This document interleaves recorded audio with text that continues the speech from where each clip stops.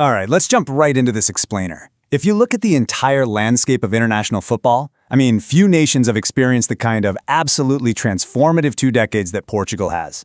We are going to dig into the data, the historical milestones, and the defining rivalries of a team that went from a hopeful contender to an undeniable global heavyweight, anchored right here in the aftermath of the 2026 World Cup. It's the question dominating sports headlines all over the globe right now. And really, it sets the stage for us to look back at the sheer weight of the history this departing generation is leaving behind. The 2026 World Cup marked the end of an unparalleled epoch.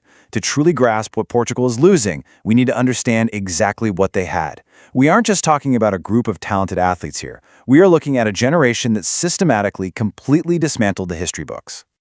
Section 1. The post-2026 question. Moving on to Section 2, the ultimate record breaker. 233. Think about that number for a second. That is the total international caps Cristiano Ronaldo accumulated by July 2026, making him the undisputed record appearance maker. Stepping onto the pitch 233 times for your country, it requires an unimaginable level of consistency, fitness, and pure drive. It is a record that absolutely towers over international football. And with those caps comes an unmatched lethality. 146 goals scored over a national career spanning nearly 23 years. Just wrap your head around that time frame. From his debut in August 2003 all the way to July 2026, he maintained a scoring average of 0.63 goals per match, and he did this against a constantly evolving landscape of global football. It's just wild. Taking that exact same performance to the biggest stage, he netted an incredible 11 goals across a record-breaking 6 different FIFA World Cup tournaments. From 2006 to 2026, finding the back of the net became this crazy endurance record that honestly sets a benchmark that may never be broken. Now, when you compare first and second place, the massive gap is just unbelievable. Ronaldo is nearly 100 goals ahead of the legendary Pauleta. Pauleta was a phenomenal striker with 47 goals, and Eusebio, literally one of the greatest of all time, sits at 41. By rocketing to 146 goals, Ronaldo hasn't just broken a record. He fundamentally redefined the math of international football. Behind all those numbers is just an astonishing feat of sheer human endurance. Ronaldo took the pitch against Spain on July 6, 2026, at precisely 41 years and 152 days of age.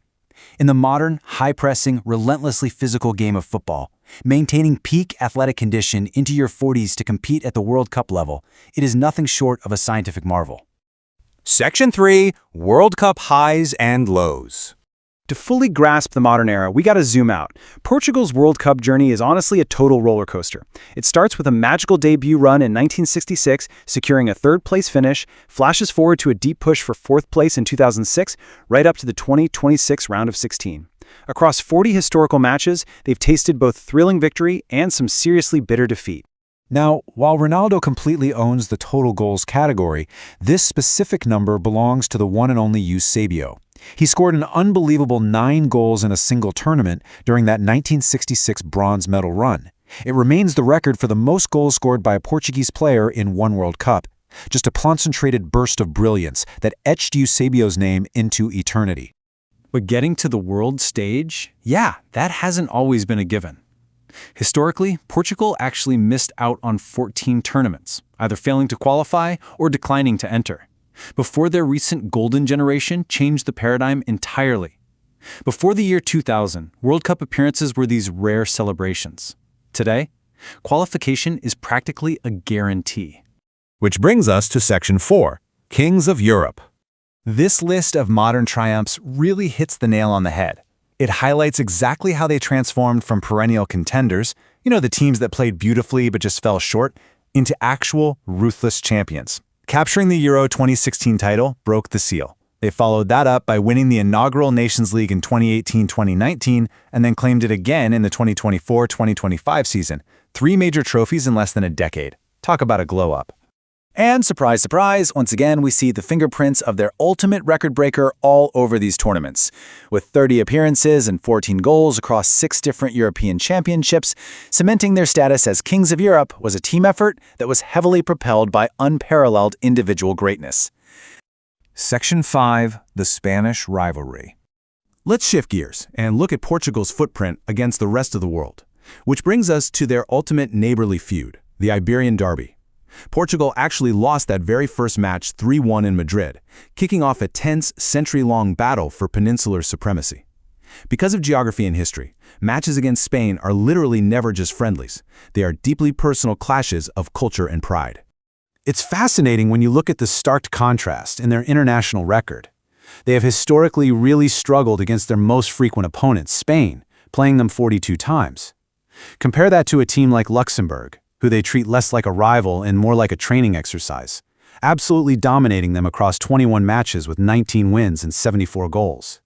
When you actually break down the head-to-head against Spain, it's a fiercely contested negative balance, but it's heavily skewed by draws and narrow losses. 18 draws, 18 losses, and only 6 victories. It just shows exactly how gridlocked and tactical the Iberian Derby tends to be. And it's incredibly fitting that Ronaldo's oldest player milestone happened precisely against this rival in 2026. As we wrap up this explainer, we are basically left to ponder one massive question. How on earth will the next generation shoulder the staggering statistical legacy left behind by these retiring icons?